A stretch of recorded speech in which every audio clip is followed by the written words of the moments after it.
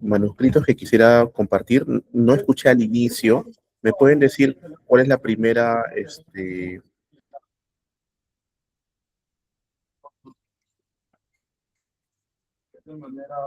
el primer tema que debería abordar, por favor?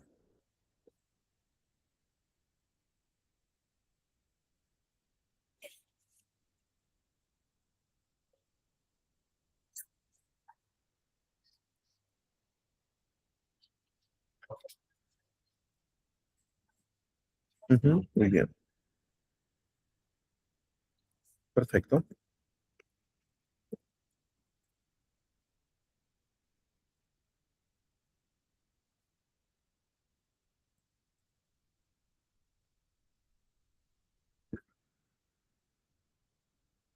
Sí, voy a compartir pantalla un segundo.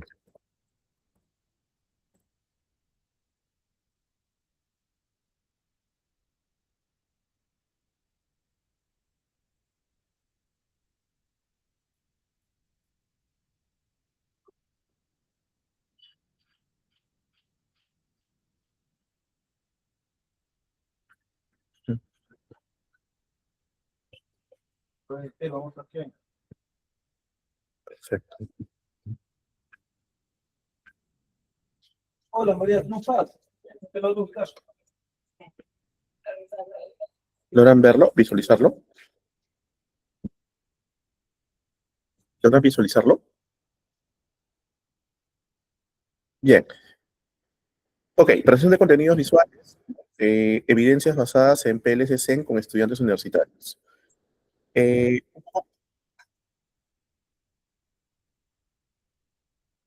el contexto va con las redes sociales, cómo se han consolidado, ¿no? En el espacio de comunicación visual.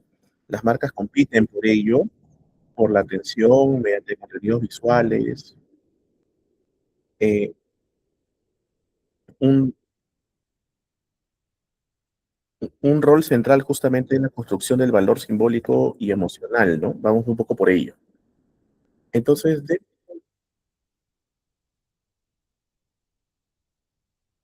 dentro del problema, básicamente está la parte de investigaciones de marketing digital, las métricas, justamente el engagement, ¿no? La intención de compra, ¿no?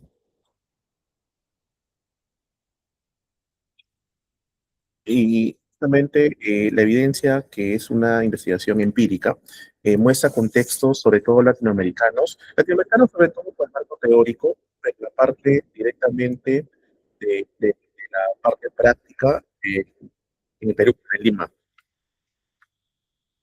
Entonces,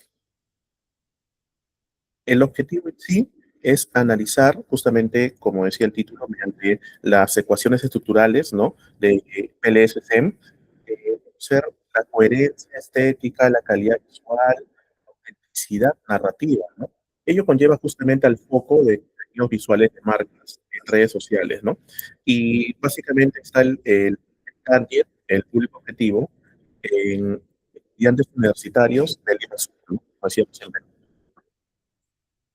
Entonces, bajo ese principio tenemos las hipótesis, es decir, las afirmaciones preliminares, las tres siguientes, ¿no? La primera es la coherencia estética percibida en los contenidos visuales de marca, ¿no? En redes sociales influye positiva y significativamente en la respuesta actitudinal hacia la marca. Después, cómo la marca visual de los contenidos visuales en redes sociales influye positiva y significativamente, ¿no? En la respuesta hacia la marca y la autenticidad narrativa percibida en los contenidos visuales de marca en redes sociales influye positiva y significativamente en la respuesta actitudinal hacia la marca, ¿no? O sea, también vemos esa parte, ¿no? Entonces,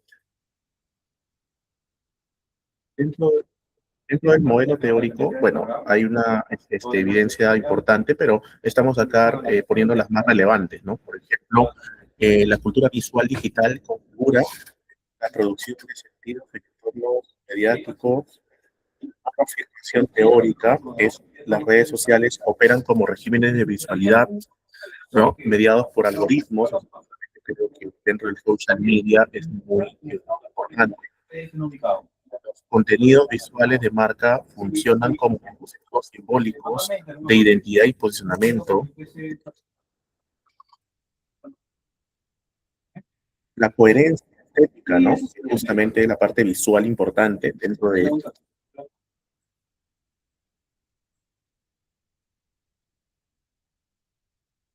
Sí, lo demás ya estaba.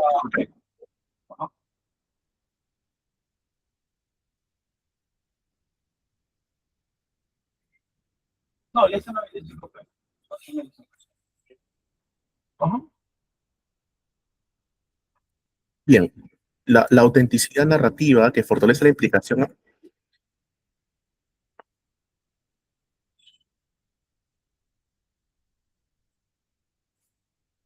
Ok, y los contenidos visuales de marca que actúan como dispositivos simbólicos que comunican identidad y posicionamiento, ¿no? Esas son algunas afirmaciones bibliográficas. La metodología, la metodología alcanza una parte cuantitativa justamente por el análisis PLS-SEM que se comentaba. Es un diseño no experimental, transversal. Eh, hemos aplicado 385 estudiantes universitarios del Lima Sur, sobre todo tiene rango de 18 a 27 años, ¿no? Es lo que se pudo obtener. Eh, son cuestiones estructuradas con escala de tipo Likert, ¿no? De 5 puntos, del cual 5. Entre las variables estuvo conllevando la coherencia estética, la calidad visual, la autenticidad narrativa y respuesta actitudinal hacia la marca, ¿no? Los items fueron adaptados justamente de la literatura especializada, lo que vimos de marco teórico anteriormente viendo, sobre la comunicación visual y el branding digital. Para ir más enfocado al resultado, ¿no? Se fue a la evaluación del modelo de medición, pues decíamos, ¿no? Los conceptos vimos anteriormente, coherencia estética, calidad visual, autenticidad narrativa, respuesta actitudinal. Vimos por ahí es justamente que el análisis AVE es mayor a 0,50 y ello nos confirma la calidad psicométrica del modelo.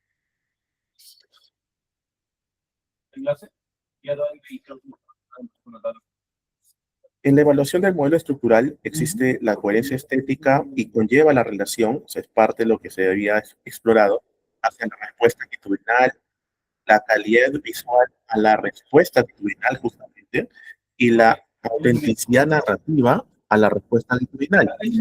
Al hacer el análisis mismo con el método estructural, todas las variables influyen positiva y significativamente en la respuesta.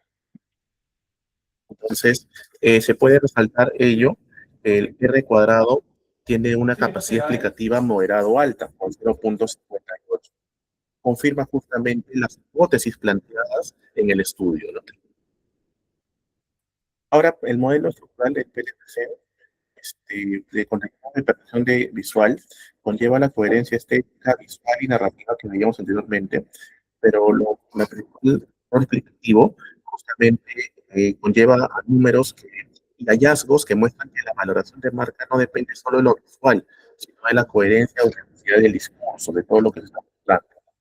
Entonces vamos un paso más allá. En la discusión, los resultados, al hacer el contraste entre la teoría con la práctica, afirman que los contenidos de marca operan como prácticas comunicativas, la coherencia estética influye en la respuesta actitudinal y la autenticidad narrativa emerge como factor con mayor peso explicativo, ¿no? Los resultados evidencian de la respuesta actitudinal depende de la coherencia y discusión de la discurso visual, ¿no? Teoría, la confirmación misma y la práctica que las marcas priorizan coherencia y la calidad visual no es suficiente, sino hay más estrategias, ¿no? Conclusiones que la coherencia estética, autenticidad narrativa y visual influyen de manera positiva y significativa en la respuesta que tuvieran hacia la marca. Eso básicamente para cerrarlo como una síntesis y conclusión, ¿no? Muchas gracias.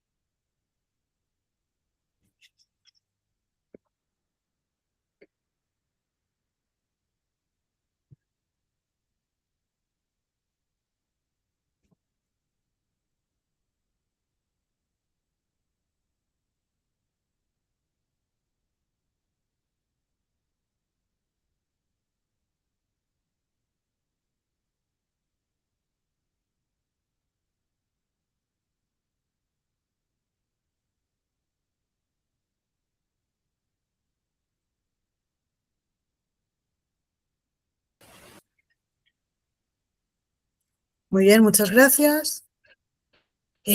Bueno, antes de nada, sobre todo agradecer la organización del Congreso y sobre todo al profesor Javier Sierra, el magnífico trabajo que hace siempre con los congresos.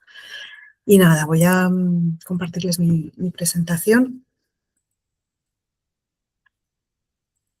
Bien, mi estudio gira en torno al consumo de la desinformación y los contenidos generados por inteligencia artificial en redes sociales entre la población adolescente. Bien, un hecho que las redes sociales a día de hoy son más que populares y están integradas con total normalidad en la vida diaria de las personas. Sí que es cierto que gracias a ellas tenemos una ventana abierta a la realidad que nos rodea, pero sí que es cierto que también tenemos ese riesgo de caer en una desinformación, en consumir contenido que no está verificado y, bueno, pues llegará a compartir esas noticias que no las verificamos o no tenemos esas herramientas para saber verificarlas de manera correcta. Y si a esto ya le sumamos que la IA está también asentándose en esta realidad, en este ecosistema informacional, generando también su propio contenido, muchas veces real, pero también entra en juego esa desinformación, esa creación de contenidos que no se verifican, que no se contrastan, que llegan a caer en esa desinformación, en esa generación de noticias falsas, pues ya tenemos el combo completo. Es decir, vamos a ver cómo los adolescentes consumen noticias a través de las redes sociales y si son capaces, según su opinión, de poder identificar esas noticias falsas, si las comparten, si son conscientes de ello, pues en torno a eso es a lo que gira este estudio de investigación. El objetivo principal pues, es justamente eso, analizar el grado de conocimiento y uso que te presentan los adolescentes a día de hoy frente a la desinformación generada por IA y que se comparte a través de las redes sociales. Se han planteado tres objetivos específicos, que son los que tenemos aquí. Uno, identificar los hábitos de uso que tienen los adolescentes a día de hoy en las redes sociales y qué tipo de actividades son las que más tienden a realizar. El segundo, conocer, evaluar esa capacidad real que tienen de conocer, de detectar, de identificar ese contenido falso que circula a través de las redes sociales. Y el tercer objetivo, medir, identificar, evaluar ese nivel de influencia percibida generada por los algoritmos y la inteligencia artificial y cómo influyen las opiniones que ellos tienen. Bien, en este estudio han participado un total de 850 adolescentes de la Comunidad Autónoma de Castilla-La Mancha, en España, con edades comprendidas entre los 14 y los 19 años. ¿Por qué desde los 14? Bien, pues porque, bueno, actualmente la edad mínima legal para tener una cuenta en una red social son 14 años, por eso se han descartado los jóvenes entre 12, aunque sean adolescentes, entre los 12 y los 14 años, por no poder tener esa cuenta activa en redes sociales. En las últimas semanas estamos ya viendo un debate, pues a ver si esa edad mínima se eleva a los 16. De momento, este estudio se ha atenido a la normativa vigente, que es a partir de los 14 años. El instrumento utilizado ha sido un cuestionario, por lo tanto es una metodología cuantitativa y este cuestionario consta de 25 preguntas, de las cuales están estructuradas en torno a 3 grandes bloques: perfil sociodemográfico, frecuencia de uso de las redes sociales y desinformación e inteligencia artificial como tercer bloque. Para poder emplear este cuestionario, para poder distribuirlo entre la población seleccionada, se hizo una prueba piloto entre un total de 8 expertos en la materia, todos ellos doctores, y se hizo la validación del instrumento y se obtuvo un alfa de Cronbach de 0,956, lo que nos otorga a este cuestionario una confiabilidad bastante elevada. Bien, ¿qué nos dicen los datos de este estudio? Bueno, pues en relación al uso de las redes sociales, hegemonía casi total de Instagram y TikTok son las dos redes sociales que a día de hoy están usando más estos jóvenes castellano-manchegos.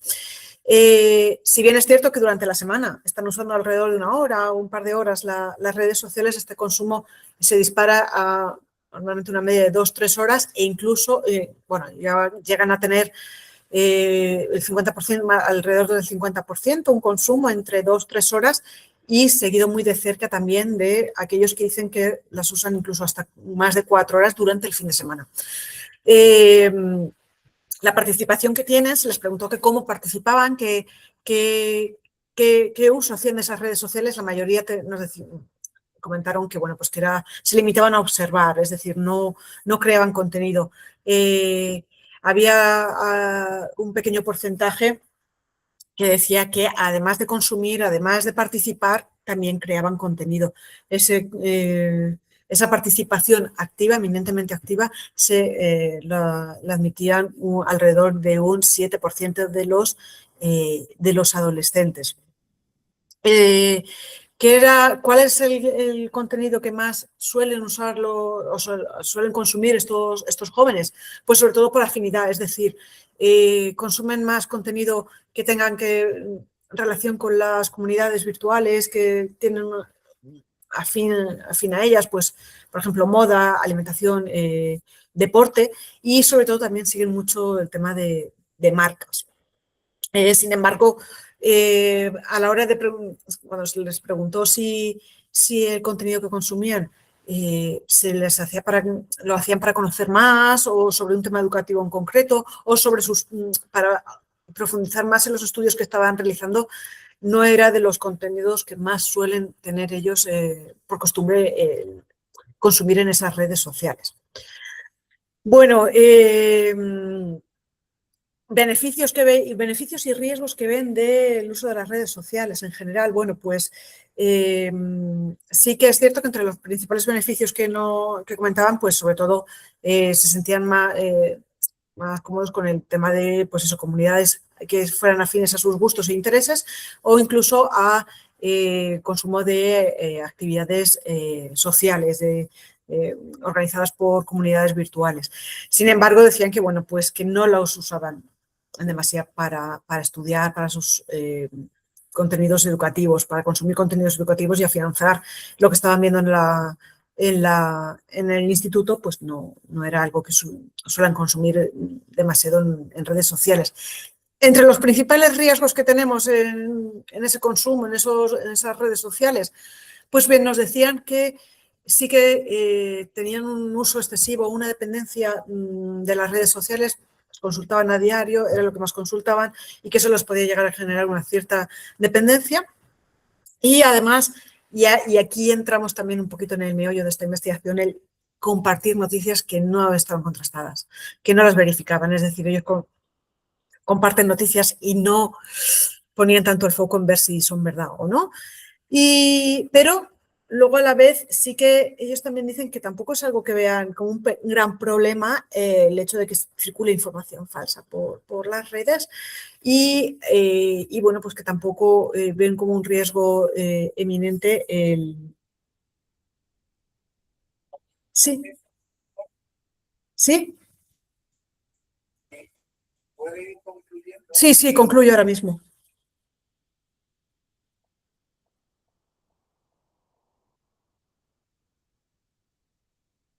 Vale, estupendo, termino ahora mismo. Y bueno, pues estos eran los riesgos que más tenían, que más veían ellos. Un 72% de ellos dicen que no saben reconocer noticias falsas, pero sí que llegan a compartirlas. Y bueno, pues que en relación a la inteligencia artificial, el uso de las redes sociales, pues que reconocen que un 70% que el algoritmo tiene mucho que ver aquí en el hecho de consumir esas noticias falsas, que cuanto más las consumen, pues el algoritmo más les presta esa atención. Hiperrealismo, dicen que el tema de consumir contenidos en inteligencia artificial ahora mismo están muy logrados, que cada vez son más realistas y las difunden de manera inconsciente porque consideran que son reales. Y bueno, pues como conclusión esa paradoja, ¿no? El ver cómo usan mucho las redes sociales, son la generación digital, pero tema de alfabetización mediática, conocimiento sobre cómo llevarlo a cabo, ahí ya pues tienen ese pequeño gran problema que no saben cómo compartirlo.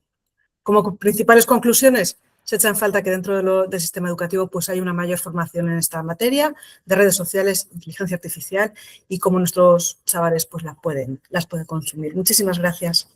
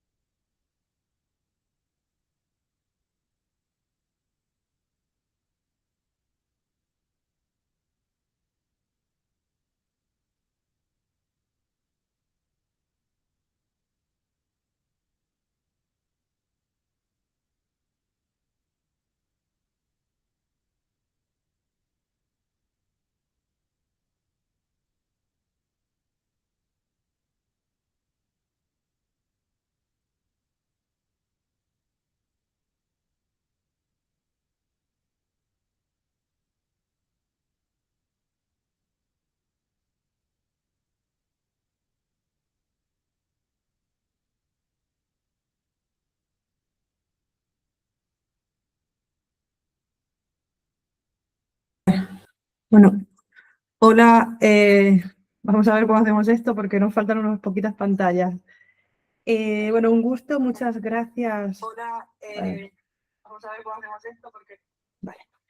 Muchas gracias por intentar esta confluencia, ¿no? Con lo digital. Bueno, yo voy a ser bastante breve. Es un estudio también que intenta, pues, aproximarnos a entender qué está pasando con la inteligencia artificial, en este caso en el campo de las campañas publicitarias digitales. Como se está viendo en las diferentes propuestas del Congreso, pues la inteligencia artificial se está convirtiendo en una cuestión estructural y en los sistemas publicitarios digitales mucho más, están muy expuestos. Entonces, nosotros lo que hemos hecho es un estudio exploratorio de un caso que busca entender qué pasa antes de la conversión en la influencia de la inteligencia artificial. El estudio tiene estos 3 objetivos específicos que intenta, en primer lugar, analizar cuál es la influencia de las diferentes funcionalidades que permite la publicidad digital en el entorno meta de inteligencia artificial y cómo prioriza o favorece unas creatividades frente a otras en función del rendimiento más técnico, podríamos decir. En segundo lugar, busca comparar empíricamente campañas publicitarias que se han hecho de forma manual con campañas totalmente basadas en la inteligencia artificial y entender qué pasa, qué diferencias existen y cómo se están comportando unas frente a otras. Y con todo ello, pues explorar si la optimización automatizada fuerza una serie de formatos o configuraciones creativas frente a otras según el rendimiento que consiguen cada una de ellas. Como digo, ha sido un estudio exploratorio, empírico, que combina un enfoque cuantitativo y cualitativo dentro del campo de actividad y está basado en los trabajos que se hacen con una empresa española del sector servicios de almacenamiento para particulares. El nombre no se puede comunicar por cuestiones de confidencialidad, dado que el acceso a la información que nos ha permitido en el estudio pues es bastante sensible. El periodo de observación, la campaña se realizaron entre diciembre del 25 y enero del 26 y las funcionalidades avanzadas de IA que os comentaba, específicas que se han estudiado dentro de la plataforma de MetaAds son estas 3. Son funcionalidades que permiten hacer una automatización de la segmentación de audiencias, una automatización de las ubicaciones publicitarias que se asignan a las campañas y una automatización también de las propias creatividades, ¿no? Entonces, cómo el algoritmo interviene en cada una de estas cuestiones favoreciendo el rendimiento de la campaña. En la comunicación se presentan muchas figuras y visualizaciones que permiten entender la causística concreta de estas funcionalidades que les decía. Bien, es un caso real, es un único caso. Esto en condiciones reales. Esto nos ha permitido entender en profundidad el comportamiento de unas campañas frente a otras, pero es cierto que hay que ser muy cautelosos a la hora de expandir o pretender inferir los resultados porque son necesarias investigaciones más amplias al respecto. La obtención de datos ha combinado la herramienta de Meta Ads que tiene el propio administrador de campañas junto con Google Analytics para ir evaluando los comportamientos del usuario ante el impacto de las campañas. Las variables específicas de análisis son estas tres. Se han utilizado métricas agregadas de tipo alcance, impresiones, clics y tasas de interacción principalmente. Esa comparativa siempre buscada entre qué ocurre con unas campañas manuales que controlamos frente a unas campañas basadas en inteligencia artificial que delegamos totalmente su gestión, ¿no? Y bien, los resultados, bueno, aquí hemos hecho una tabla que busca un poco seguir una coherencia entre las etapas de la investigación con los resultados que se han ido obteniendo, ¿no? Entonces, la primera etapa de la investigación se basó en un análisis inicial que evaluaba las campañas sin automatización, ¿vale? Estableciendo pues una línea o sea, cuáles son los datos y cuál es el rendimiento que se obtiene de esta manera.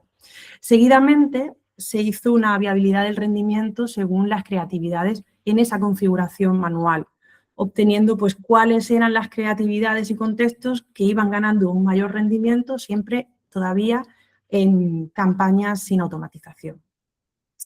Después se implementó esas campañas de tráfico y conversiones en los diferentes grados ya sí de automatización, esas tres variables iniciales que les contaba al principio sobre la segmentación de audiencias, las ubicaciones publicitarias y las creatividades en sí. Y fuimos obteniendo datos comparativos que sí que nos podían ver, o sea, nos podían ayudar a entender qué era lo que pasaba cuando nos quedábamos en la línea manual frente a la delegación total a la IA.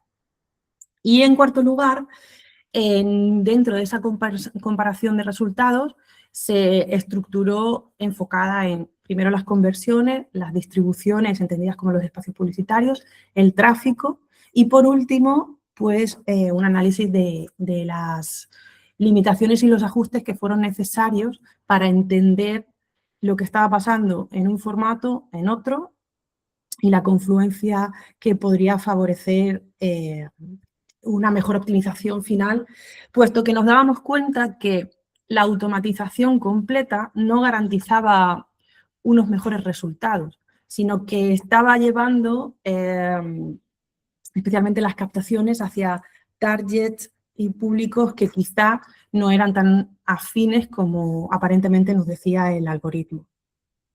El impacto de este tipo de campañas es más interesante en los temas de conversión y más limitado en las campañas de tráfico. Además, no permitía una adaptación a contextos específicos, como a veces es muy necesario, y la inteligencia artificial resultaba limitante al respecto.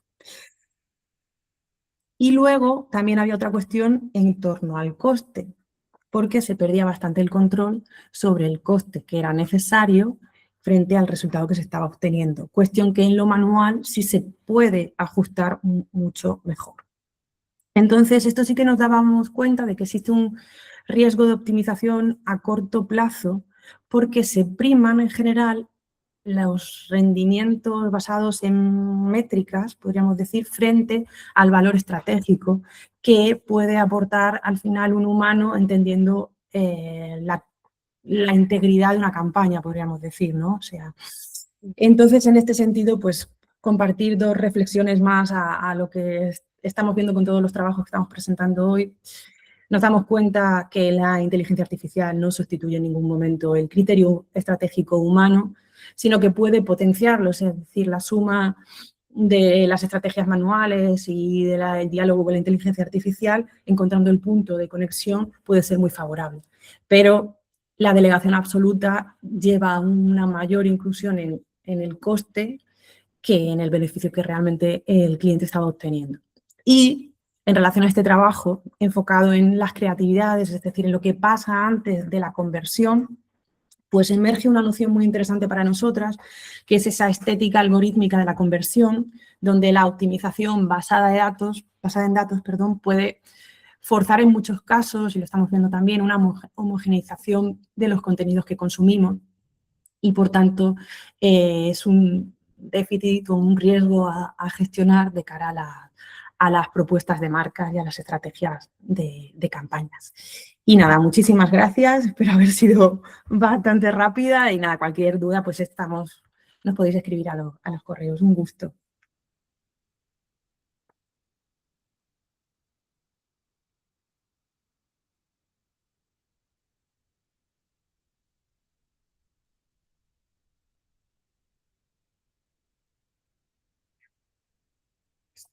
Este trabajo pendiente todavía